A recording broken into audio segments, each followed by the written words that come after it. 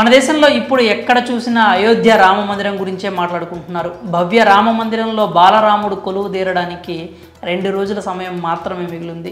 ఎంతో ప్రతిష్టాత్మకంగా నిర్వహించనున్న రామాలయ ప్రాణప్రతిష్ఠ కార్యక్రమాన్ని చూసేందుకు లక్షలాది మంది భక్తులు అయోధ్యకు వెళ్తున్నారు. సామాన్య ప్రజలతో పాటు సినీ, రాజకీయ, క్రీడా, వ్యాపార రంగాలకు చెందిన చాలా మంది ప్రముఖులు కూడా ఈ ప్రోగ్రాంకు అటెండ్ అవుతున్నారు. అయితే భవ్య రామ మందిరం ప్రారంభోత్సవం కోసం ఎన్నో ఏళ్ల నుంచి ఎదురు చూస్తున్న ఓ వంశీయుల కళ నెరవేరబోతోంది. ఆ వంశంలో ప్రస్తుతం బతికి ఉన్న వాళ్లే కాకుండా వాళ్ళ తండ్రులు, తాతలు, ముత్తాతలు కూడా అయోధ్యలో రామమందిర నిర్మాణం కోసం కలలు కన్నారు. అందుకోసం వాళ్ళు కఠిన శపథం కూడా చేశారు. అయోధ్య రామమందిరం ప్రారంభమయ్యే వరకు తలపాగాలు ధరించమని ఉత్తరప్రదేశ్కు చెందిన సూర్యవంశీ ఠాకూర్లు శపథం చేశారు. యూపీలోని సరైరాసి గ్రామానికి చెందిన ఈ వంశస్థులు ఇచ్చిన మాట మీద గత 5 దశాబ్దాలుగా నిలబడ్డారు.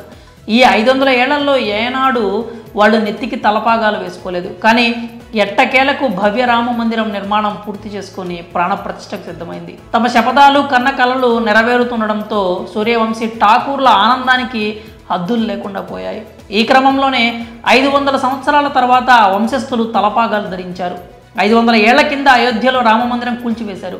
గుడి స్థానంలో బాబ్రీ మసీదును కట్టారు. దీంతో మసీదు కట్టడాన్ని నిరసిస్తూ సూర్యవంశీ ఠాకూర్లు తమ తలపాగాలు తీసేశారు.